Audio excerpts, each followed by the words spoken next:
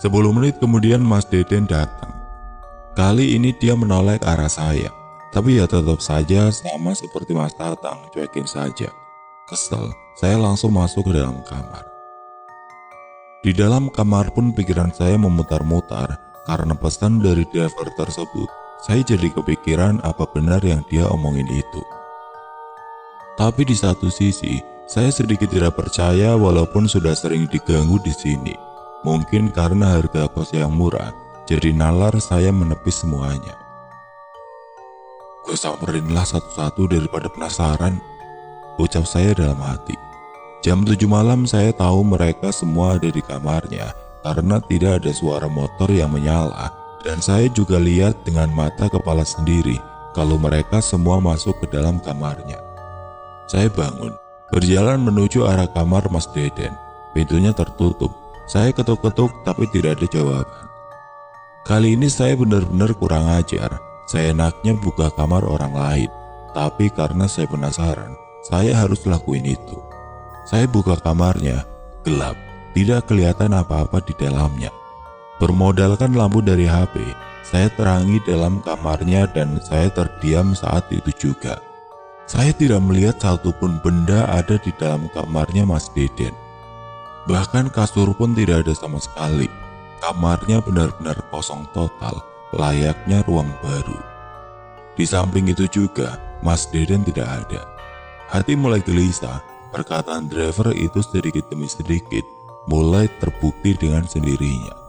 Saya tinggalin kamar Mas Deden dengan kondisi pintu terbuka lebar dan menuju kamar Mas Wowon.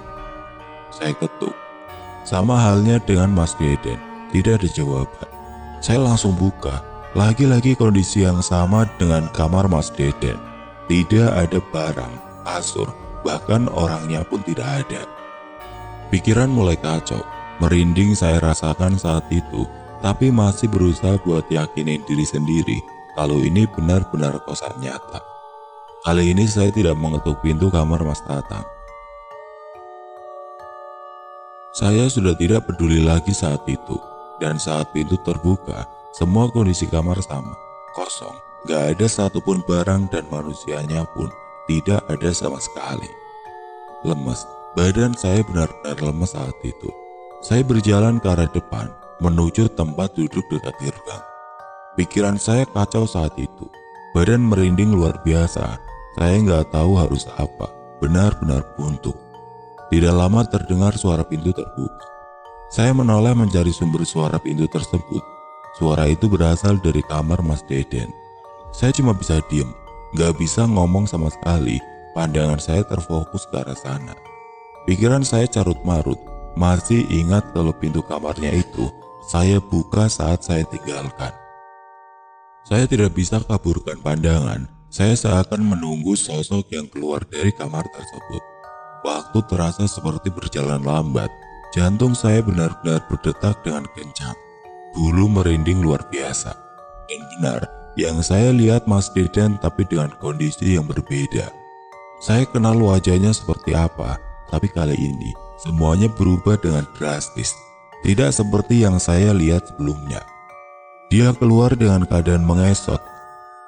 Seluruh badannya hitam gosong. Kondisi tangan kirinya tidak ada sama sekali. Perlahan dia mengesot ke arah saya. Bodohnya saya terpaku di situ. Pandangan saya pun seperti terkunci ke arah dia. Makin lama sosok tersebut makin dekat. Keringat terasa di dahi saya. Ingin rasanya saya menangis namun sulit. Belum usai dengan sosok Mas Deden yang sedang mengesot ke arah saya. Ada hal yang lebih mengagetkan lagi. Saya baru tersadar kalau ternyata di samping ada sosok yang juga sedang duduk dekat dengan saya. Perlahan saya menoleh, itu adalah Mas Tatang.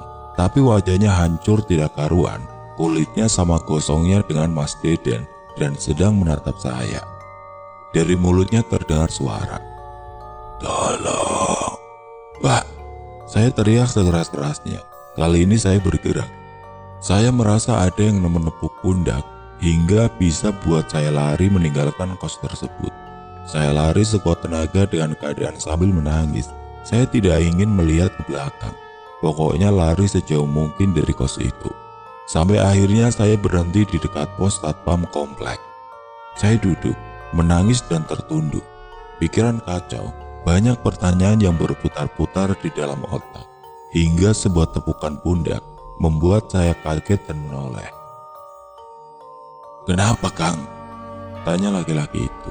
Seorang satpam komplek yang berjaga di pos tersebut menghampiri saya. Dia penasaran melihat saya berlari dan duduk di situ dengan keadaan menangis. Saya belum bisa jawab saat itu. Pikiran masih kacau, jiwa saya benar-benar tergoncang. Badan gemetar luar biasa dan sudah dibasahi oleh keringat. Bahkan sendal pun saya tidak pakai. "Di pos aja yo, Kang," ajak Pak Satpam tersebut. Saya menuruti dan dibopong oleh beliau karena jujur saat itu badan saya lemes rasanya. Saat duduk di dalam pos saya diberi air putih. "Minum dulu, Kang, biar tenang." Saya minum. Saya lihat sekitar hanya beliau saja sendirian. Sebut saja beliau dengan Bapak Kosim, nama samaran. Pak Kosim terus berusaha menenangkan saya dan ingin saya menceritakan apa yang dialami hingga jadi seperti ini. Butuh 15 menit lebih buat saya bisa tenang saat itu.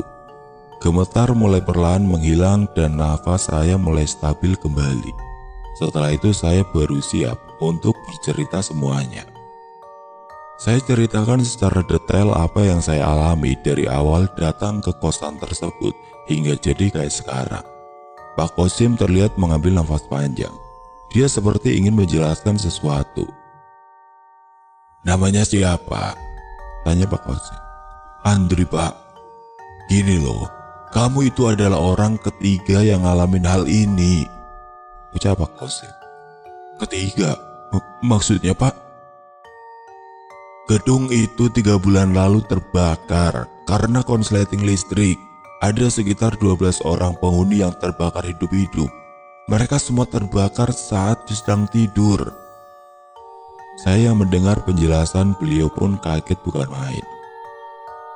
"Bapak serius? Tapi saya lihat gedung itu baik-baik saja, Pak," ucap saya yang tidak percaya. Ya, emang saya bodoh.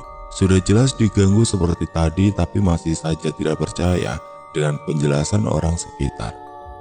"2 orang sebelum kamu juga ngerasain hal yang sama. Bahkan salah satu dari mereka katanya raganya dibawa ke alam lain." Saya mendengar hal itu pun hanya bisa diam tanpa kata-kata. "Pernah naik Gojek?" tanya Pak Kosim. "Pernah, Pak. Kenapa emangnya?" tanya saya yang heran apa hubungannya kosan itu dengan driver online. "Ada yang mau antar sampai depan gedung itu enggak?" "Ada, Pak, tapi begitu ekspresi muka mereka heran semua." "Ya itu karena mereka sering dapat orderan dari makhluk di gedung itu. Ada yang diantar dan gak keluar lagi. Ada yang pesen makanan, tapi pas sampai lokasi bentuk gedungnya hancur. Macam-macam lah pokoknya," jelas panjang lebar Pak Kosim. Tidak lama ada 2 orang bawa bapak datang dan bertanya ada apa dan siapa saya. Pak Kosim menjelaskan apa yang saya alami dan bapak-bapak itu pun langsung kaget bukan main. Yang saya bingung adalah makin lama, makin banyak warga sekitar yang berkumpul di pos ini. Seakan saya seperti maling yang siap diajar ramai-ramai. Entah gimana caranya, tapi apa yang saya ceritakan tersebar cepat malam itu juga. Hingga akhirnya salah satu warga, sebut saja Pak Dani, menawarkan saya untuk tidur malam ini di rumahnya. Dan usul dari warga untuk datang ke gedung itu untuk dihancurkan sisa puing rumahnya dan membawa orang pintar. Warga sudah resah dengan keberadaan gedung bekas terbakar itu. Ternyata banyak warga sekitar yang juga sering dijailin sama makhluk-makhluk di gedung tersebut. Parahnya, ada anak kecil yang hilang dan ditemukan dalam gedung itu. Pak Dani langsung mengajak saya ke rumahnya. Saya pun menurutinya karena memang tidak tahu harus kemana lagi. Ingin kabari AB tapi tidak enak karena sudah malam dan juga jauh rumahnya. Sampai di rumah Pak Dani saya ditawari makan. Kebetulan energi saya habis setelah terkuras karena takut dan lari-larian dari kos itu. Sehabis makan saya lanjut untuk tidur. Besok niatnya saya dan warga ke sana sekalian ambil barang saya. Jam 11 siang banyak warga yang sudah berkumpul. Rame-rame kita ke sana dengan berjalan kaki. Rasanya seperti ingin tawuran warga saja karena banyak yang bawa palu dan linggis. Saya bawa badan dan pakai baju anaknya Pak Dani. Udah gitu cewek lagi anaknya. Sampai di gedung tersebut saya kaget bukan main. Apa yang saya lihat sekarang berbeda jauh dengan apa yang saya lihat saat pertama kali datang ke sini. Tembok yang hitam dan hancur. Beberapa bagian sudah ditumbuhi oleh pohon semak. Saya diam, lemas. Bagaimana saya hidup selama 10 hari di sini? Saya tidur di mana? Saya mandi di mana?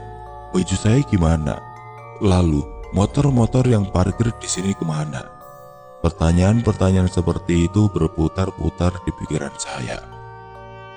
"Kang, tinggal di sini kemarin?" tanya salah seorang warga. "Iya." "Berapa lama? Kok bisa sih?" 10 hari lah kira-kira. Saya juga nggak paham, Mas. Saya datang ke sini aja, bagus banget ini gedung. Banyak warga yang bertanya-tanya. Mereka penasaran dan heran bagaimana saya bisa tinggal di sini dengan makhluk halus tersebut. Saya jalan ke arah kamar. Niat hati ingin ambil barang saya, tapi nihil. Percaya atau tidak, barang saya semuanya hangus, tidak berbekas. Tidak ada yang bisa diselamatkan juga. Entahlah, masa bodoh. Sudah cukup dengan kejadian semalam dan ditambah hal seperti ini. Bisa pecah kepala saya lama-lama. Tidak lama api datang dengan wajah yang keheranan dan sepertinya banyak pertanyaan yang mau dia tanya ke saya.